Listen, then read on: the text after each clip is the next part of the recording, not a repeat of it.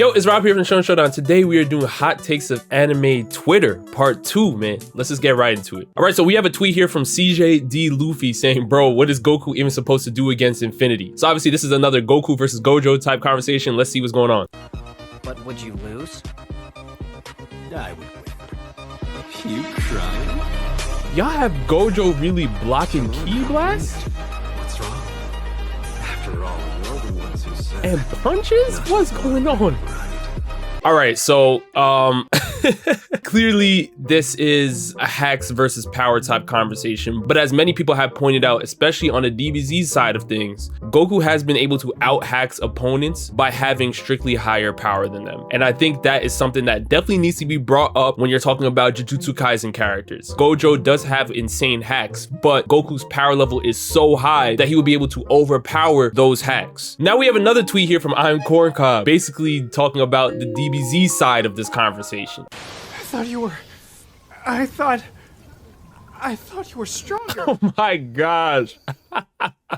Nah, they did not use that photo of Gojo. That's crazy. If you ask me what side I'm on, if we talk about true Ultra Instinct Goku, if we talk about the fact that he has access to the power of Hakai, which is literally existence erasure, I don't know how you can hear those things and still think Gojo slams Goku. I believe Infinity's powerful, but there are characters in Gojo's own verse that were still able to damage him severely. Characters that I know if they were in front of Goku would have no chance. Next, we have a tweet here from @Criminal saying Akainu runs the gauntlet. Obviously, he has 100% regen. First round up against Zoro. Zoro is getting clapped by Akainu. Obviously, Akainu was boxing with old sick Whitebeard, but it still was impressive to some extent. We've seen what he was able to do to Kuma's face, and we know that Akainu was able to overpower Aokiji in a battle. So obviously, Zoro is not in those conversations, at least not yet. Next up, we have Kizaru, which is interesting because we know from the Admiral side of things, a lot of Admiral fans used to say that Kizaru was possibly stronger than Akainu, but now everyone's backpedaling after seeing Kizaru's performance in Egghead. For me, for this situation, I've always believed that Akainu was stronger, especially now that because he's the fleet admiral, you have to put him in those conversations. I believe Akainu is stronger than Kizaru, so he will get past round 2. In round 3, you see Prime Rayleigh. That's where he stopped, point blank period. I know what Oda said about his Devil Fruit. I know that Oda was hyping up that he has one of the most offensive Devil Fruits ever, and that if he were the main character of One Piece, he would find the One Piece within a year and all of these other things. We get all of that, but Akainu has always been questionable in terms of haki, and Prime Rayleigh is one of the greatest haki users in all of One Piece history. I don't think I really need to go further into that. As long as we have information coming from the greats like Kaido talking about how incredible haki is and how important it is to be proficient in haki, I believe Akainu stops in round 3. Next, we have another tweet here from CJD Luffy saying, all right guys, who's winning this? You have Deku with every single quirk,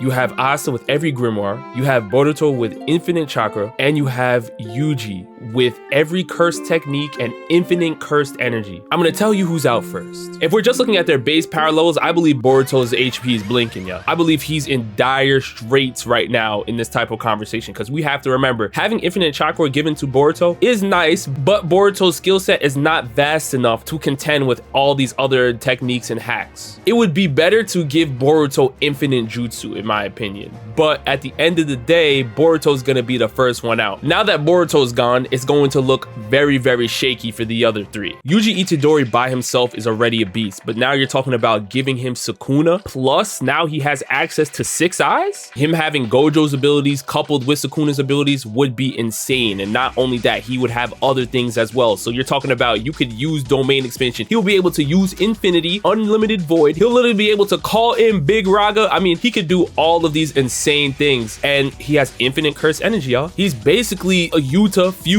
with a Gojo fused with a Sukuna. I mean, how are you really supposed to stop Yuji in that type of scenario? Now, we do need to talk about Asta, because remember in the beginning, I did mention that base power levels wise, Boruto is going to be towards the bottom, maybe even Yuji is going to be towards the bottom. But if we're talking about characters that are going to be towards the top, it is Asta 100%. Just with a base power, he's already looking ridiculous. Now, when you're talking about having every grimoire, I think this is probably one of the worst boosts you could give Asta, just because he is an anti-magic user. faster. At the end of the day, 90% of the grimoires that Asta's gonna be given, he can't even really use it because he does not have the mana to access those techniques. Now, we do know there is a movie feat, y'all, where he gained the Wizard King's sword and he was able to use magic through that. But I don't know if we could really even use that because, again, that's kind of filler. I still believe that with base stats added to this, Asta is still looking very, very dangerous. Even though the boost with every grimoire is not going to be as significant, he still leaks faster than a lot of people here and he has more damage available to him. But we do have to mention Deku here. Deku given every quirk is a problem because he obviously already knows how to use multiple quirks at once, looking at all the different quirks that the different vestiges were able to give him. He has Black Whip, Gear Shift, One for All by itself. I mean, he has so many different abilities given to him already. However, from a base stats perspective, there still is things I'm worried about with Deku. His body can barely even handle a full 100% cowling, but now we're talking about giving him all of these different quirks as well. It would be devastating. But the only thing he really does have to as advantage is the fact that Deku has access to All for One as well. And if we are doing verse equalization, that means that Deku will be able to steal an opponent's ability and apply it to himself. Let's understand, that is ridiculous. From a hacks perspective, Deku is probably going to be one of the most sneaky in this type of free-for-all competition, just because he'll be able to steal a technique. Imagine Yuji using Infinite Void and Deku literally just steals it and then throws it back at him. I mean, that is going to be devastating. But with all that being said, I'm leaning mainly towards Asta. And the reason why is I believe Asta will be able to speed blitz a lot of the characters here before they even get a chance to process what abilities and what techniques they want to use. But if Deku is able to steal a technique from either Yuji, Boruto, or Asta, Deku might be able to sneak his way out on this one. Honestly, it depends on which ability he steals. You guys let me know down in the comment section below who you think takes that free-for-all, because that one's really tough. Next, we have another tweet here from Musty saying, enough time has passed. Gum Gum Pistol is more iconic than Rasengan. As you guys already know, I'm one of the biggest One Piece fans out there, but I can't co-sign this.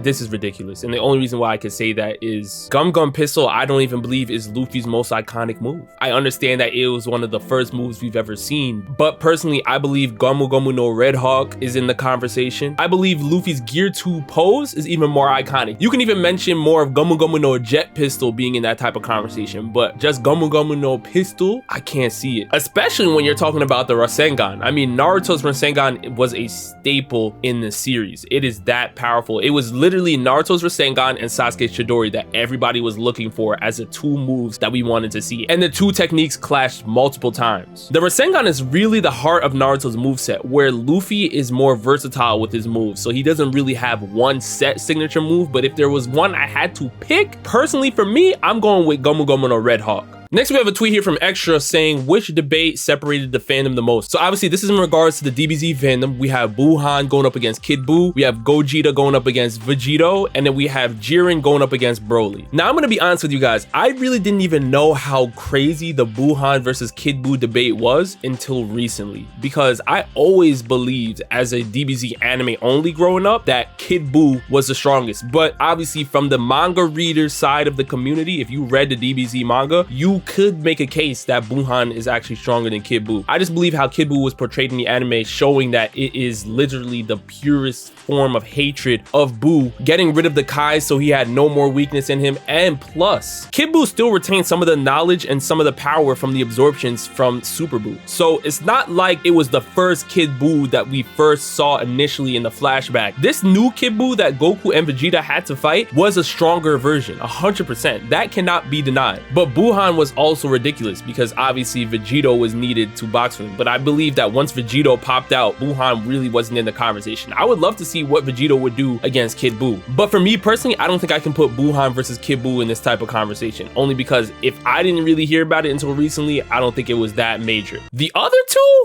were wild. But I believe the answer is clearly Gogeta versus Vegito. And the only reason why I say that is because Jiren and Broly for the most part was kind of settled. But when you're looking at Gogeta versus Vegito, that has never been settled. People still to this day are breaking down the differences between the fusions, because we know one of the fusions, it adds to your power, the other one multiplies, but then one has a time limit, the other one doesn't. I mean, it's all over the place. A lot of people are saying the forms are equal, but we do know that one has more W's than the other. It's just ridiculous. It's going all over the place and people people are still debating to this day which one is stronger. I think that is the biggest debate within the DBZ fandom. Gogeta going up against Vegito. Next up, we have a tweet here from Master Latrix saying you may only choose one. So we have the Keyblade from Kingdom Hearts. We have the Master Sword from Legend of Zelda. We have the Monado coming from Xenoblade. This is Shulk's sword. And then we have the Buster Sword coming from Final Fantasy. This is obviously for Cloud. Personally, I don't need a lot of time to think about this one because I understand that there is a lot of advantages to having the Monado. Obviously, it's very, very versatile. The Buster Sword is amazing, and obviously the Master Sword is used to take down the likes of Ganon, but I'm going with the Keyblade all the way. First of all, the different types of Keyblades out there and their abilities is just ridiculous. But not only that, I want to have access to go into Valor form, Wisdom form, Master form, Final form, where you could have multiple different Keyblades going around you. I mean, that type of power is ridiculous. And not only that, you are also given magic power that you can use outside of the Keyblades as well. You can heal yourself, you can use gravity techniques, you can use fire techniques, ice techniques, lightning techniques. The Keyblade gives you access to everything. And I believe the Keyblade is most versatile in fighting different types of opponents as well. You can fight Heartless, you can fight Nobodies. The Keyblade is honestly one of the best weapons to have. But I could see some of y'all going with the Monado as well. I'm not mad at it. I just would rather go with the Keyblade.